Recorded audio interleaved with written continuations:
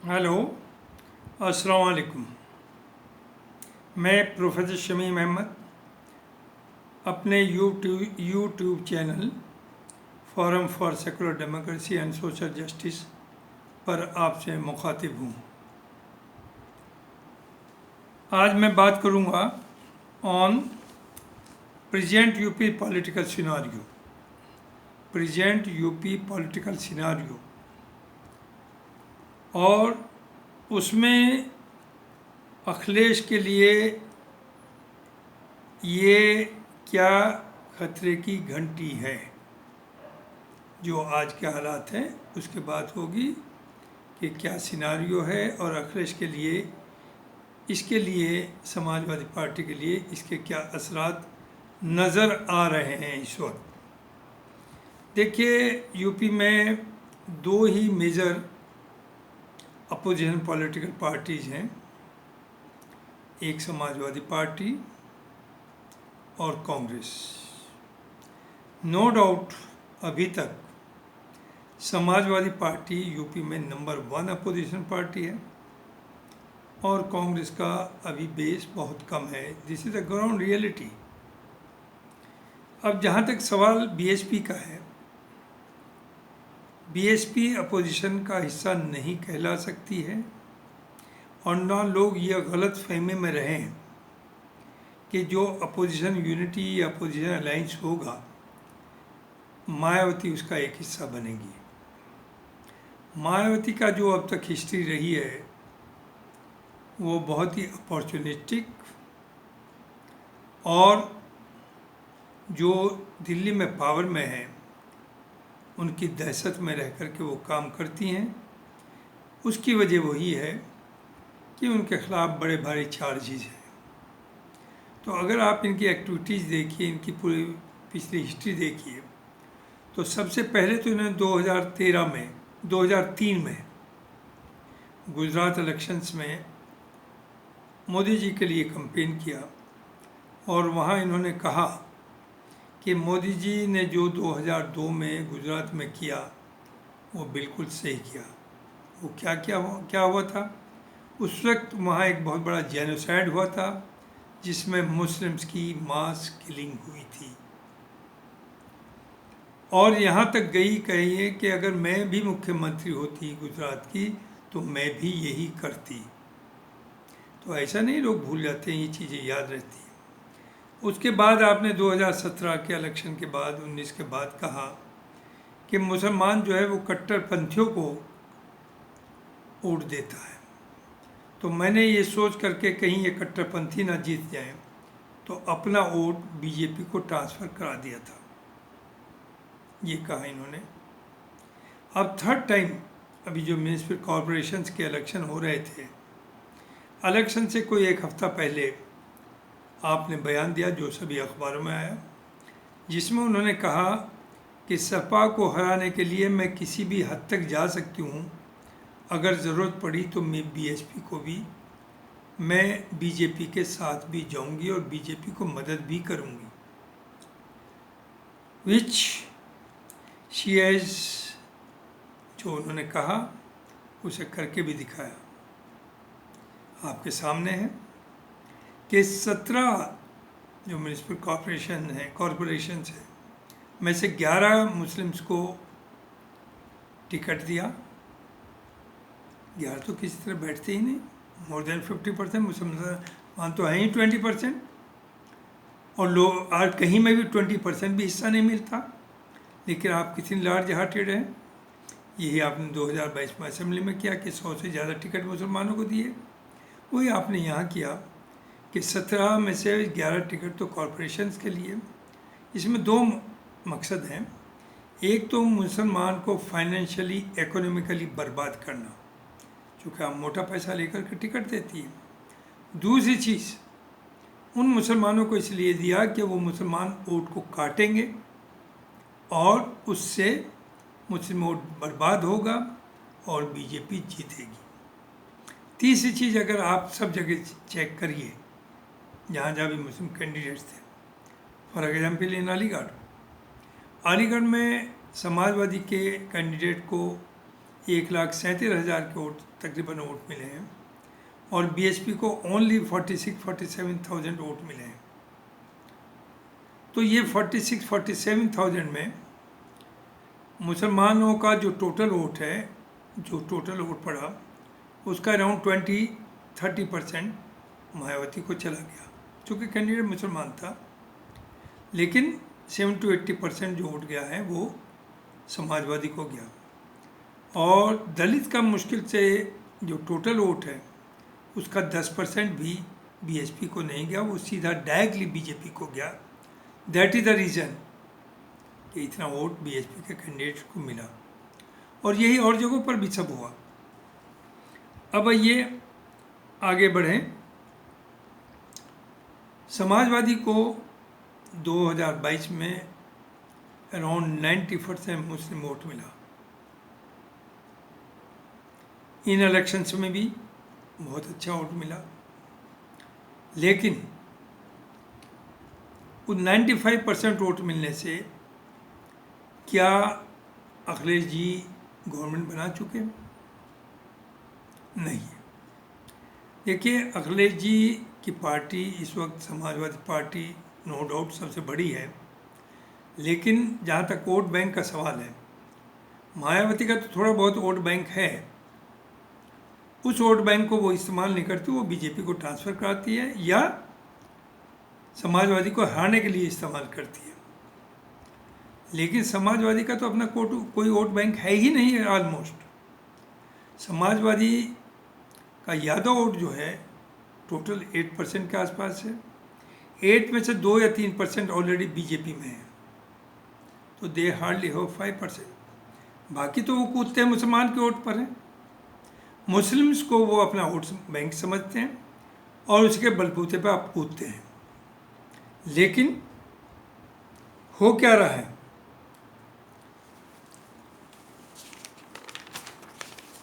हो ये रहा है कि जब भी मुस्लिम्स का कोई मामला आया तो समाजवादी पार्टी ने कभी भी मुस्लिम्स का या कोई नेशनल इश्यूज है और बहुत बड़े हैं, हालांकि उन्हें डाइवर्ट कर दिया जाता है, they are not Muslim issues, लेकिन उन पर अपनी कोई आवाज़ नहीं उठाई और न उठाती है।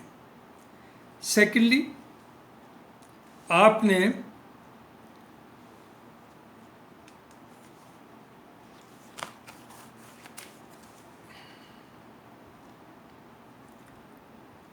सेकेंडली 2022 में अखिलेश जी ने इलेक्शन होने से पहले ही इस गलत फहमी में पड़ गए कि मैं मुख्यमंत्री बन गया हूँ, and he started behaving like a मुख्यमंत्री। उन्होंने 1 साल तक अपने चाचा से बात करते रहे, उन्हें साथ लेने की बात भी करी, लेकिन जिस वक्त टिकट बंटवारा किया आपने उन्हें कंसल्ट तक नहीं किया और इतना ह्यूमिलेट किया कि उन्हें सिर्फ 1 सीट दी।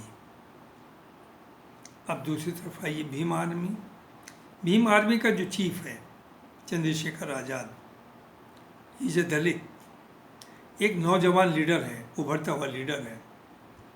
उसे भी आपने 1 साल घुमाया और जब टिकट देना डिस्ट्रीब्यूशन शुरू हो गया तब वो जब आपसे मिलने आए 2-4 घंटे तो आपने उन्हें बाहर बैठाया, उसके बाद अंदर बुलाया और सिर्फ उन्हें 2 टिकट आपने ऑफर किए, वो चले गए।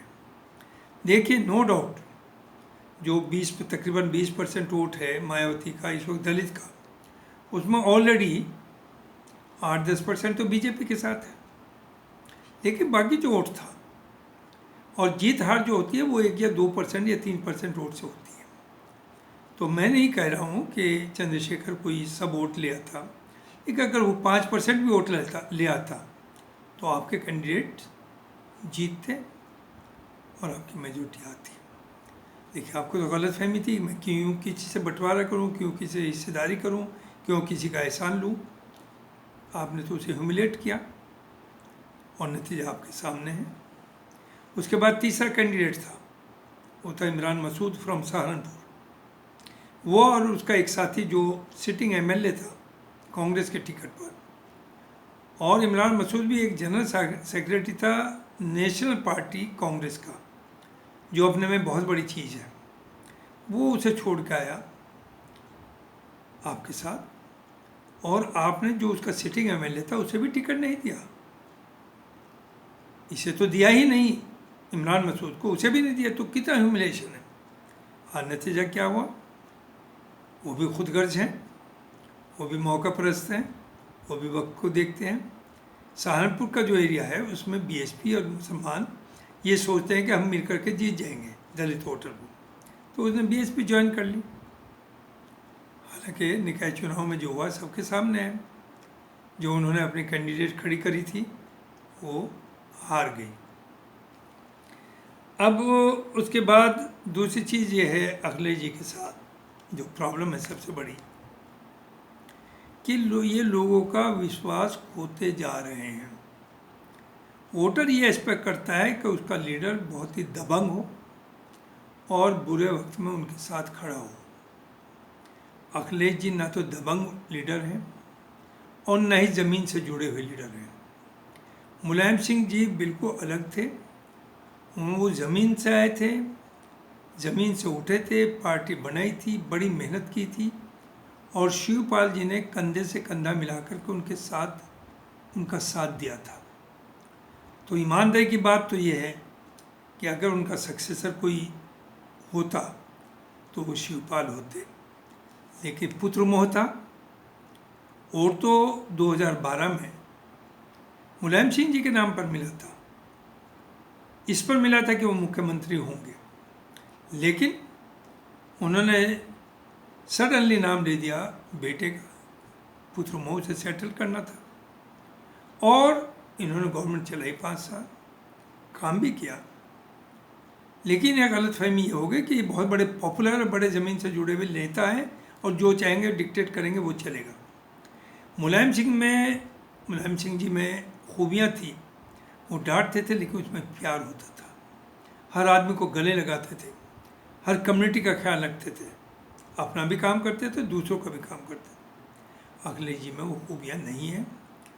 पार्टी के लोग डरते हैं, सामने नहीं कहना चाहते, लेकिन मैं आपसे बता दूं, पार्टी के अंदर भी इस वक्त बड़ा भारी, जो इनके बड़े सीनियर लीडर्स हैं उनके अंदर बड़ा रोष है और वो बड़े दुख में हैं कि पार्टी का फ्यूचर क्या होगा।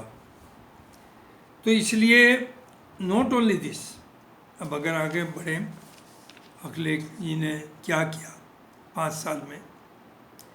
अखलाक इन्हीं के यहाँ हुआ, इन्हीं के ज़माने में हुआ, इन्हीं की गवर्नमेंट में हुआ, जिसकी लिंचिंग हुई, जिन्हें मारा गया कि फ्रिज में बीफ है। फॉरेंसिक टेस्ट हुआ तो निकला कि नहीं, बीफ नहीं, मटन है। लेकिन 6 महीने के बाद जब इलेक्शन आने थे तो आपने दोबारा फॉरेंसिक हुई उसकी और कहा नहीं ये तो बीफ था। उससे क्या हुआ, अखलाक के भाई और भतीजे बेटे को, दोनों को इन्वॉल्व कर दिया, केस हो गया उनके ऊपर। फिर उनके ऊपर दबाव पड़ा कि साहब समझौता कर लीजिए, और समझौता हुआ, वो भी छूट गए, और जो किलर थे अखलाक के उन्हें भी आपने छोड़ दिया। ये समाजवादी के टाइम में हुआ, मुजफ्फरनगर आपके टाइम में हुआ। आपने अतीक को, आजम खां को, अंसारी को, सब आपके पार्टी में रह चुके हैं, इलेक्ट हुए हैं, उनकी दबंग पड़ने से आपने फ़ायदा उठाया। लेकिन जब वो मुख्तार अंसारी जैसे लोग, मुख्तार अंसारी मामूली आदमी नहीं, वो बड़ी एक फैमिली से, उन्हें तो माफिया का आपने दे दिया, जिसकी में चाहे मीडिया बिगाड़ सकता है। हाँ दबंग था, लेकिन वो डकैत चोर नहीं। उसके ग्रैंडफादर के नाम पर दिल्ली में अंसारी रोड है, उसके ग्रैंडफादर कांग्रेस के प्रेसिडेंट भी रहे हैं, तो ही नॉट ए ऑर्डिनरी पर्सन। लेकिन आपने तो पल्ला झाड़ लिया, आपने किसी मसले पे उनके कोई आवाज़ नहीं उठाई, उनकी किलिंग हो गई, आप किस हद तक गए, आपने क्या मदद की उसकी फैमिली की, अतीक की फैमिली की। तो देखिए, लोग उम्मीद करते हैं कि अगर आप उनके लीडर हैं, हाँ गलत चीज़ों के लिए मत बचाइए, लेकिन जो जायज़ बात है उनके लिए जायज़ तरीके से खड़े होइए। हम भी ये नहीं चाहते कि गलत मुसलमानों को आप प्रोटेक्ट करें। हालांकि नो डाउट आपकी हुकूमत में गलत एलिमेंट ही रूल करता है, वही आगे आता है, पुलिस को डराता है, क्रिमिनल्स को छुड़ाता है। इस तरह से नहीं चलेगी। और ये भी एक वजह है आपकी 2022 में हारने की। बीजेपी ने लोगों से कहा, वोटर से कहा, मेजोरिटी कम्युनिटी से कहा, बनियों से कहा, बिजनेसमैन से कहा कि अगर अखिलेश जीतते हैं तो ये अखिलेश की गवर्नमेंट नहीं होगी, ये मुसलमान क्रिमिनल्स की हुकूमत होगी और आपके साथ वही होगा जो 2012 से 2017 तक हुआ। इस तरह का दहशत अफवाह फैलाई बीजेपी ने और वो लोग कन्विंस हुए इस बात से, उन्हें डर हुआ। और मुसलमान की गलती क्या है कि ये सड़कों पर डांस करने लगा, अखिलेश जी आ रहे हैं। क्योंकि जो माफिया है वो हर कम्युनिटी में होता है, मुसलमानों में भी है, वो किसी खास कम्युनिटी का नहीं होता, हर कम्युनिटी में मिलेगा। ब्राह्मण भी होगा, ठाकुर भी होगा, यादव भी होगा, मुसलमान भी होगा। तो दे स्टार्टेड डांसिंग, उसका फ़ायदा बीजेपी ने उठाया। उन्हें लोगों को मैसेज दिया कि अगर 2017 में समाजवादी जीतती है तो ये समाजवादी की गवर्नमेंट नहीं बल्कि ये मुस्लिम क्रिमिनल जो हैं, गुंडे हैं, उनकी हुकूमत आएगी। उससे हिंदुओं में दहशत पहुंची, कंसोलिडेट हुआ उनको वोट। तो अब अखिलेश जी को ये तय करना पड़ेगा कि उन्हें किस डायरेक्शन में मूव करना है।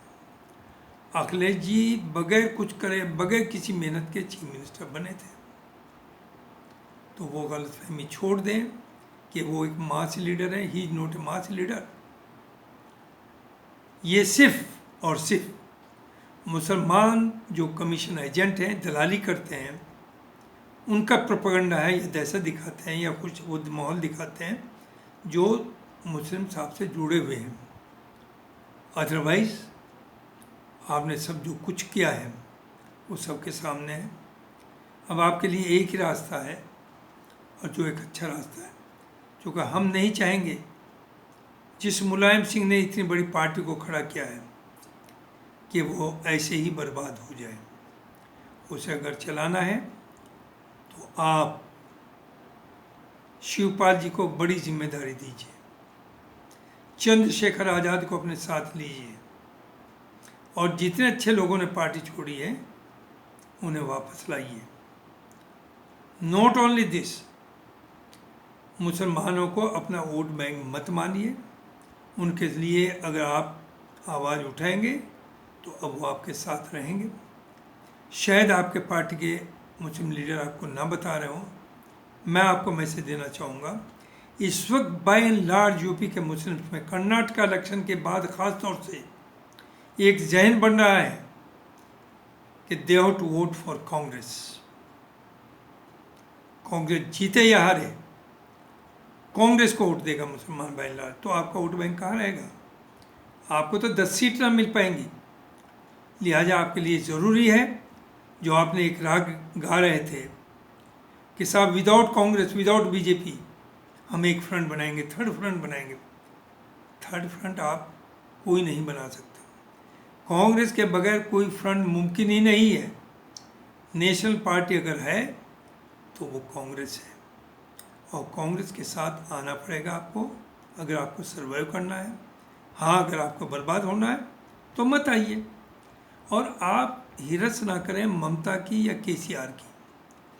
तेलंगाना में केसीआर का अपना वोट बैंक है बहुत बड़ा, इसी तरह ममता जी का बंगाल में अपना वोट बैंक है बहुत बड़ा।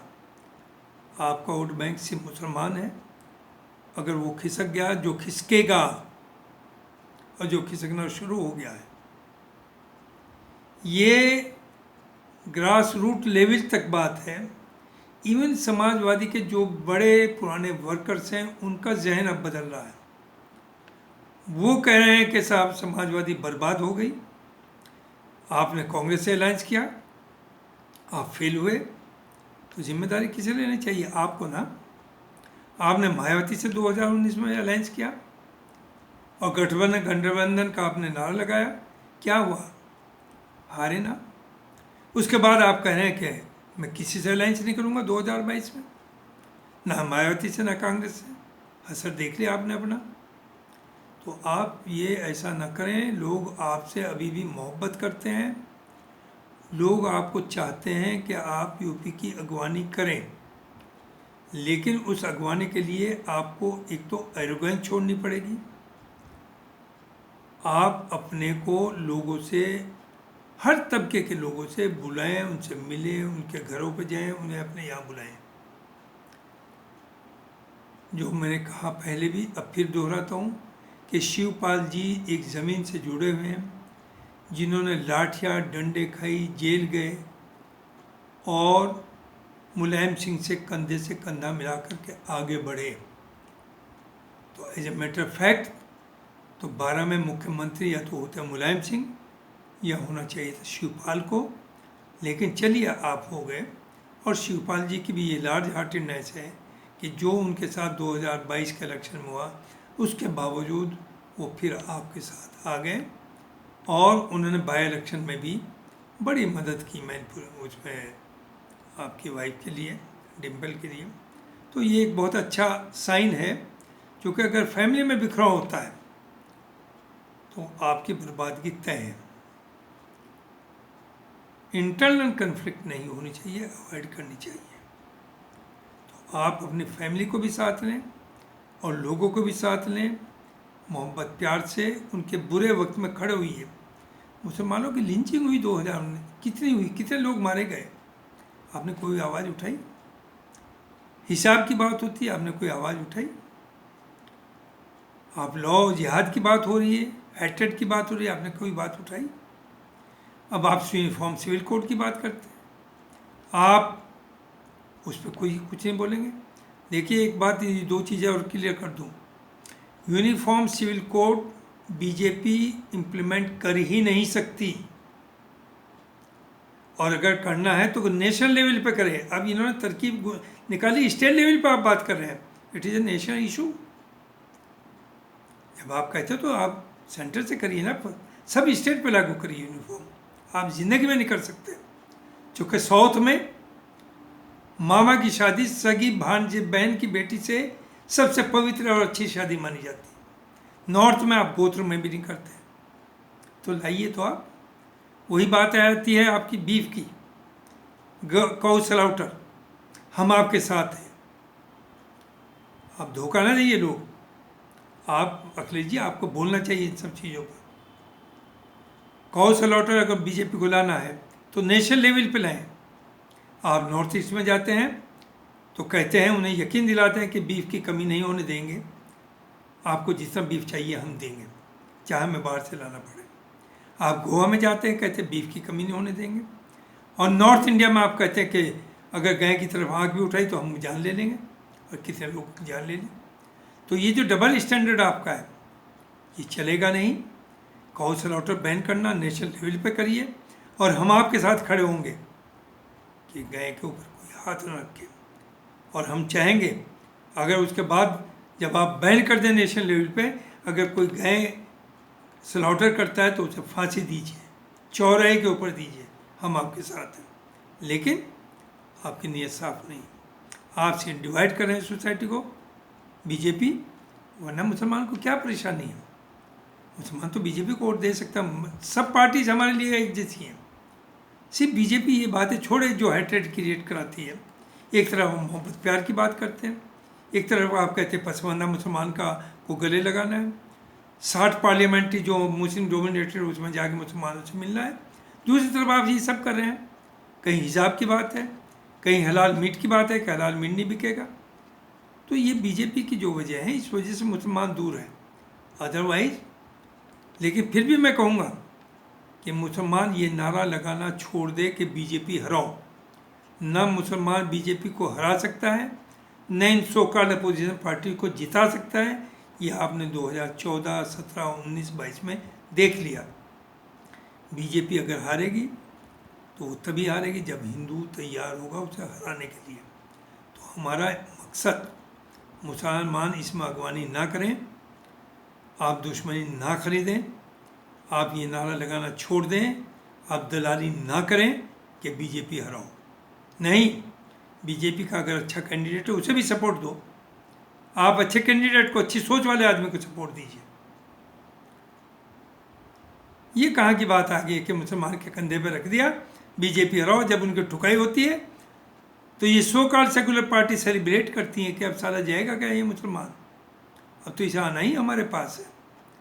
तो माफ़ कीजिए, वो आपकी पिटाई में दुख नहीं होता, उसे खुशी होती है। मुसलमान को आगे रखता है पिटवाने के लिए।